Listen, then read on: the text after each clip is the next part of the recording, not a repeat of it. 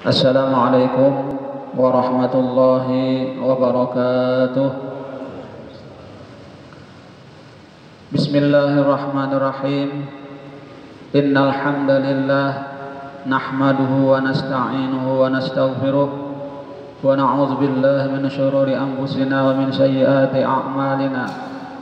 May yahdihillahu fala mudilla lahu wa may yudlil fala hadiya lahu.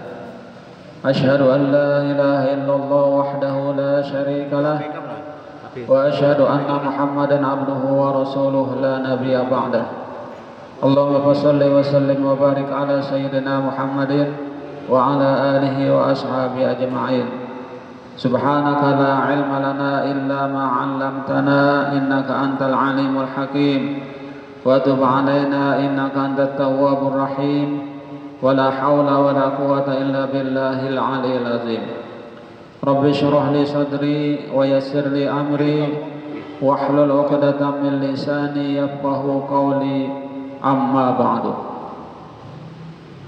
Hadirin jamaah salat maghrib Masjid Besar At-Taqwa yang dimuliakan Allah, pertama-tama terlebih dahulu marilah kita sama-sama memanjatkan puji dan syukur kita kehadirat Allah Subhanahu wa taala, karena dengan limpahan rahmat, karunia, taufik dan hidayahnya jualah kembali kita pada malam hari ini dapat melanjutkan pelajaran kita tentang kajian ilmu kitab Syabilal Mu'tadin, yaitu ilmu fikih yang dikarang oleh Syekh Muhammad Arsyad Al-Banjari, Datu kita Kelampayan. Salawat serta salam semoga pula senantiasa tercurah kepada junjungan kita Nabi besar Muhammad sallallahu alaihi wasallam, pada keluarga beliau, sahabat beliau, dan orang-orang yang senantiasa mengikuti jejak langkah beliau ila yaumil qiyamah. Dan marilah kita pula sama-sama niat i'tikaf di dalam masjid ini dengan niat nawaitu an a'takifa fi hadzal masjid sunnatan lillahi ta'ala. Sengaja saya beriktikaf di dalam masjid ini sunat atasku karena Allah Ta'ala. Hadirin jamaah salat maghrib Masjid Besar At-Taqwa rahimakumullah, kita memasuki pelajaran berikutnya, yaitu pasal yang keempat, penguburan jenazah. Setelah kemarin kita mempelajari tentang cara memandikan, cara mensolatkan, cara mengkapan dan cara mensolatkan, tinggal kita pada malam hari ini cara menguburkan jenazah. Qala al-mu'allif rahimahullahu ta'ala wa nafa'ana bihi wa bi'ulumi fid daraini amin. Wajib mengubur jenazah sesudah dimandikan, sekurang-kurangnya kuburan yang wajib ialah lubang yang dapat mencegah keluar bau. Itu sekurang-kurangnya ialah lubang yang dapat mencegah keluar bau dan tidak dibongkar oleh binatang buas. Itu sekurang-kurangnya, ya kan, menghilangkan agar jenazah itu jangan sampai keluar bau dan jangan sampai dibongkar binatang buas. Itu sekurang-kurangnya. Karena itu tidak memadai lubang kubur itu lubang yang tidak dapat mencegah keluar bau dan tidak dapat mencegah binatang buas menggalinya. Seperti kamar yang biasanya didapat di kota Mesir dan daerah lain, yaitu kamar yang dibikin di dalam tanah seperti gua untuk meletakkan jenazah lelaki dan perempuan. Itu Jarsidin belum cukup, ya kan? Nah itu di kota Mesir dan yang lainnya. Jenazah yang baru dimasukkan seperti jenazah yang lama. Ya, jenazah yang baru dimasukkan sebelum jenazah yang lama kering, maka yang seperti itu hukumnya haram. Jadi model bergantian kah? Sudah nak karing, sudah hanyar, nang lain pulang, nang hanyar pulang masuk. Jadi kayak itu tuh hukumnya haram. Dan juga tidak memadai liang kubur yang biasanya dapat dibongkar oleh binatang buas, sekalipun dapat mencegah keluar bau. Karena itu masih diperlukan lagi membikin kandang di atas kuburan yang mencegah dibongkar oleh binatang. Jadi jangan terlalu surut benar gitu ya kah, agar binatang itu kada kawa membongkar. Kalau kandang itu tidak dapat mencegah binatang, maka wajib di samping dari kandang dibikin lagi peti. Dan juga tidak memadai hanya dengan meletakkan jenazah di atas tanah lalu ditutup dengan tanah atau batu atau sesuatu yang lainnya, sekalipun dapat mencegah dibongkar binatang, karena cara yang seperti itu bukan dinamakan mengubur. Kayak di atas tanah aja ditimbun, itu jasidin bukan mengubur. Sunnat dan lebih afdal bahwa liang kubur itu luas, panjang, lagi dalam. Dalamnya setinggi berdiri dan ditambah lagi sehasta. Nah itu kurang dalamnya ya kah? Setinggi kita berdiri tambah lagi sehasta. Itu yang lebih afdal. Kubur yang berliang lahat, yakni yang dibikin lagi lubang di sisi lubang kubur di arah kiblat, yang ukurannya seluas jenazah, lebih afdal. Dan yang dibikin lubang di tengah-tengah, kalau kuburan di tanah yang kering, ya itu lebih afdal. Jadi liang kuburnya itu, ujar kita kuburnya itu beliang lahat, ya kan? Liang lahatnya tuh di pintangan sebelah arah kiblat. Itu lebih afdal. Atau misalnya di tengah-tengah, ya kan? Di tengah-tengah. Kalau kuburannya di tanah yang kering. Kalau kuburannya di tanah yang kering, artinya yang keras, itu bisa di liang lahatnya itu di tengah-tengah anaknya. Nah, ya kan?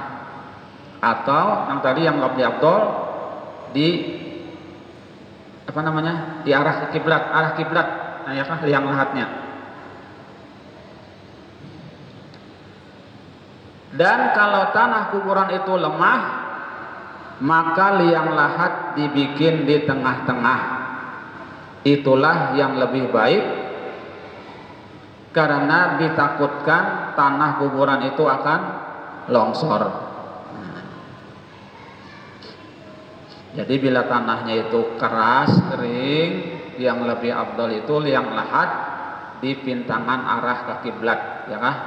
Arah menghadap ke kiblat. Kalau tanahnya itu agak lembek, ya kan? Takut longsor, itu di tengah-tengah liang lahatnya. Liang lahat itu maksudnya kasan menaruh jenazah itu tadi, ya kan? Kasan menaruhnya tuh seukuran jenazah. Nah, sunat liang lahat atau liang kuburan itu di tengah lubang kuburan yang bentuknya agak luas, dan sunat diletakkan papan atau batu sehingga tanah tidak menyentuh jenazah. Seperti itulah. Nah kemudian makruh lagi bid'ah mengubur jenazah di dalam peti. Makruh lagi bid'ah mengubur jenazah di dalam peti, artinya bangkotak, terkecuali karena uzur, umpamanya tanahnya berair atau tanahnya runtuh atau jenazah perempuan yang tidak ada mahramnya atau takut dibongkar oleh binatang, maka tidaklah makruh, bahkan wajib mempergunakan peti. Nah, jadi namun misalnya di tanah kering aja ya kah, kada apa-apa aja, itu makruh memakai peti, ya kan? Kecuali tadi yang ada uzur, umpamanya tanahnya berair, ya kan? Timbulnya pun kada peti, lalu peti itu diinjak, dijajak, hanya bisa sampai ke dasar tanah. Nah itu kan uzur namanya. Atau misalnya kalau kada peti dibongkar binatang, iya kah, binatangnya banyak di situ, yang bisa membongkar. Nah, hanya berpeti, jadi amannya ya kah. Nah.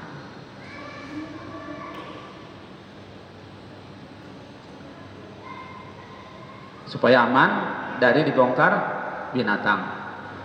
Nah, kalau misalnya kayak itu malah diwajibkan memakai peti tadi. Sunat meletakkan jenazah sebelum dimasukkan di arah kaki kuburan, dan sunat pada saat mengeluarkan jenazah dari tanduan dari arah kepala dan dimasukkan ke dalam kubur dengan mendahulukan kepala, ya. Sunat bagi yang memasukkan jenazah ke dalam kuburan, lelaki sekalipun jenazah perempuan, dan yang lebih utama memasukkan ke dalam kuburan adalah orang yang lebih utama mensolatkan, maksudnya keluarga adalah. Namun yang lebih faqih didahulukan dari orang tertua dan yang terlebih dekat tali keluarga. Dan kalau jenazah itu perempuan, maka suami lebih utama memasukkannya ke dalam kuburannya tadi, dan yang lainnya. Orang yang haram nikah didahulukan dari hamba. Orang yang puntung zakarnya dan pelernya didahulukan dari orang yang puntung zakarnya saja, baru sahabat yang boleh nikah. Nah, itulah tulisannya. Seadanya dibaca ya. Kemudian keluarga yang tidak mewarisi. Kemudian orang yang soleh. Dan sunat orang yang memasukkan ke dalam liang kubur itu jumlahnya ganjil, ya. Sunat orang yang memasukkan ke dalam liang kubur itu jumlahnya ganjil, ya kah? 3 misalnya, atau 5, ya kah? Terserah saja, yang penting ganjil. 1 atau 3 sekira diperlukan, dan sunat menutupi kubur dengan kain ketika menguburkan jenazah, baik jenazah laki-laki ataupun perempuan, atau banci. Tetapi yang lebih muakkad, sunat jika jenazah itu perempuan atau banci, ditutup, ya kah? Ditutupi kain ketika menguburkan tadi. Pada saat memasukkan ke liang kubur, sunat membaca Bismillahi wa ala millati Rasulillah, artinya dengan nama Allah dan atas agama Rasulullah Sallallahu Alaihi Wasallam. Sunat menurunkan jenazah ke dalam kubur dengan mendahulukan sisi kanan jenazah dan makruh mendahulukan sisi kirinya, sisi kanan berdahulu lah. Wajib menghadapkan muka jenazah ke arah kiblat. Sunat membuka muka dan kakinya agar tersentuh dengan tanah serta dimiringkan tubuhnya sedikit agar tidak tertiarap, dan di belakangnya diletakkan batu atau tanah yang suci agar tidak terbalik. Diletakkan di bawah sisi kanan dengan batu atau tanah dan dibukakan kain kafannya sedikit di bagian pipinya agar tampaknya merendahkan diri, Jangan diletakkan hamparan dan bantal di dalam kuburnya, karena yang seperti itu makruh ya. Setelah pipinya dibuka, semua ikatan kain kafannya dilepaskan. Nah, itu caranya ya, dibuka. Wajib liang lahat itu ditutup dengan batu yang tidak dibakar atau dengan papan atau benda lainnya agar tidak tertindih tanah si mayatnya tadi. Sunat bagi yang hadir di sisi kuburan mengepal tanah, menggumpal tanah aja kita, lalu menjatuhkannya ke dalam liang kuburan di arah kepala jenazah dan sambil membaca ketika melempar yang pertama, minha khalaqnakum. Jadi jenazah tanah tadi dikepal, digumpal-gumpal lalu dilempar di arah kepala jenazah, bacaannya minha khalaqnakum. Ketika melempar kepala yang kedua, wa fiha nu'idukum. Dan ketika melempar kepalan yang ketiga, wa minha nukhrijukum taratan ukhra. Itu bacaannya. Jadi ketika melempar kepalan pertama, minha khalaqnakum, ya kan? Kemudian yang kedua, wa fiha nu'idukum, dan yang ketiga wa minha nukhrijukum taratan ukhra. Kepalan tanah tadi. Sesudah itu barulah ditimbuni dengan tanah, dan dalam menutup kuburan dengan tanah lebih baik memakai pacul agar cepat selesai, dan jangan ditambah lagi dengan tanah lain kalau tanah itu masih cukup.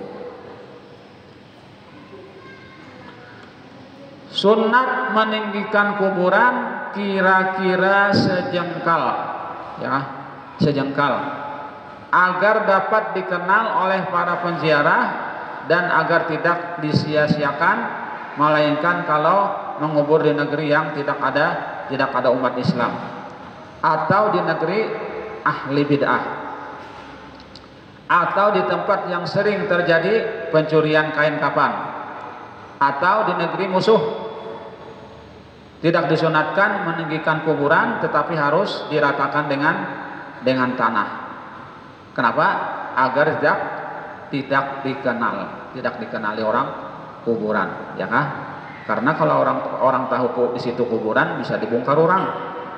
Karena banyak pencuri, ya kan? Itu sunat diratakan dengan tanah. Yang lebih tinggi maksudnya. Kalau tanah kuburan itu ditinggikan, maka dibikin menjadi segi empat datar di atasnya, dan lebih baik lagi kalau dibikin miring dalam bentuk bubungan rumah, karena kuburan Nabi SAW, Abu Bakar dan Umar ditinggikan dan datar di atasnya. Jadi datar aja di atasnya, ya kan, rata gitu. Itu sunatnya. Sunat menyiram air dingin di atas kuburan kalau ketika itu tidak turun hujan, agar jangan debu kuburan itu tersebar ditiup angin. Ya kan, itu tujuannya. Sunat menyiramkan air dingin di atas kuburan kalau ketika itu tidak turun hujan, agar jangan debu kuburan itu tersebar ditiup angin dan agar tempat jenazah itu tetap dingin. Haram menyirami kuburan dengan air najis. Makruh membubuhi kuburan dengan wangi-wangian dan menyiraminya dengan air mawar. Makruh membubuhi kuburan dengan wangi-wangian dan menyiraminya dengan air mawar. Jadi maksudnya harum air mawar. Sunat sesudah mengubur berhenti sebentar semua orang yang mengantarkan dan berdiri sejenak di sisi kuburan agar mereka berdoa semoga jenazah tetap pendiriannya dan diampuni Allah Subhanahu wa ta'ala. Sunat sesudah mengubur membaca talqin, ya. Kalau yang meninggal itu balik. Sunat sesudah mengubur membaca talqin. Kalau yang meninggal itu balik, ya kan? Artinya sudah sampai umur. Kalau anak-anak kada perlu.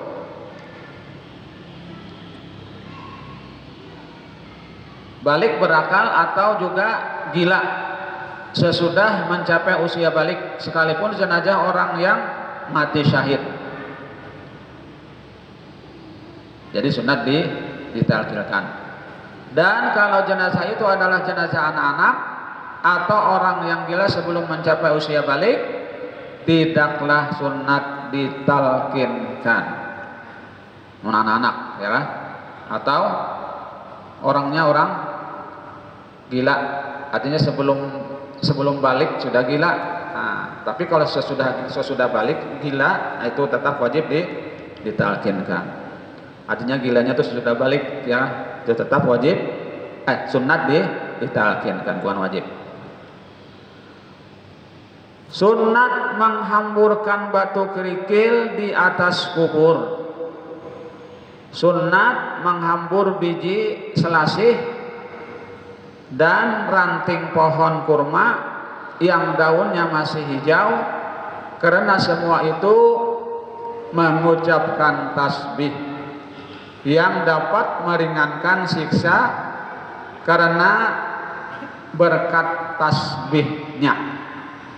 Jadi pelepah apakah? Pokoknya ranting pohon-pohon yang hidup diandak di atas kubur. Karena pernah ya kan Nabi kita Muhammad SAW ketika lewat kuburan sidin terkejut ya kan, karena di dalam kuburan itu orangnya disiksa.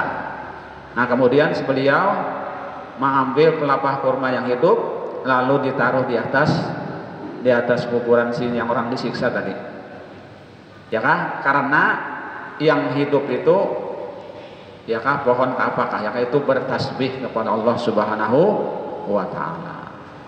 Nah berkat tasbihnya itu mudah-mudahan ya kan meringankan siksa si mayat yang dalam kubur itu.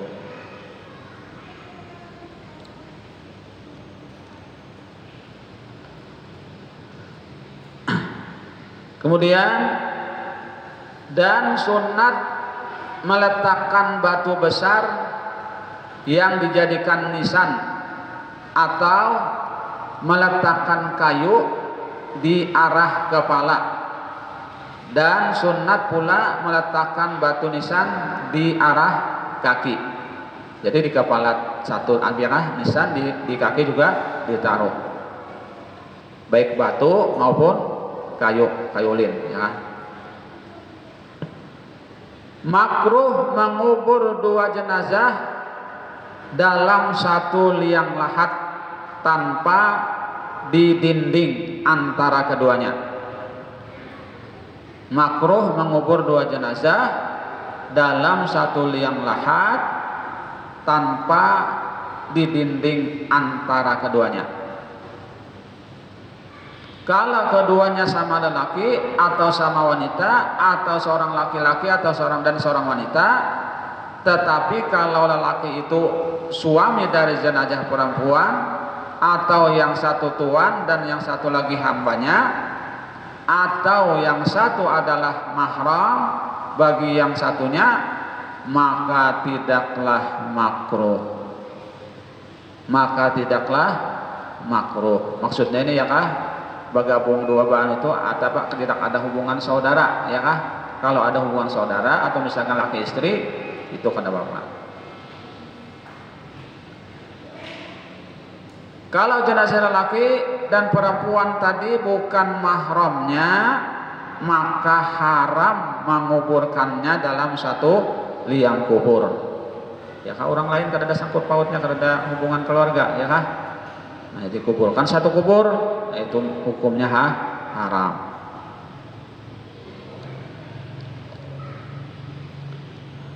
Terkecuali karena darurat, ya kah?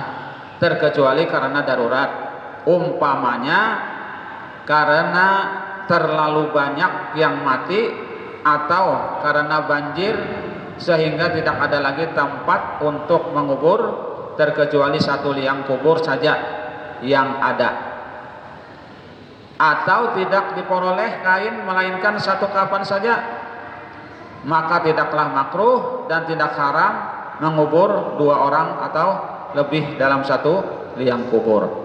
Misalnya terlalu banyak orangnya ya kah, namun kebanyakan kada kau urusan lagi ya terpaksa ya kah, gabung kuburan massal ya kah, itu darurat karena mun tiap orangan di kubur kada ka kuburan ya kah, paksa kuburan massal.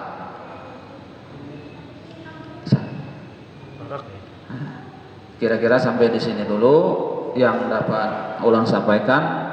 Mudah-mudahan sedikit banyak ada manfaatnya, dan mudah-mudahan dengan berkat kita mengesahkan penguburan ini kita menjadi insaf, kita menjadi sadar,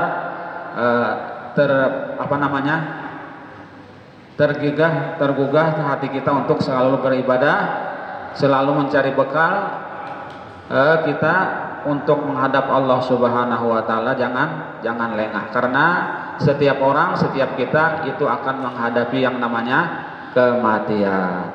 Demikian yang dapat saya sampaikan, mudah-mudahan ada manfaatnya. Salah dan hilaf ulang mohon maaf. Akhirnya ucapan billahi taufiq wal hidayah. Wassalamualaikum warahmatullahi wabarakatuh.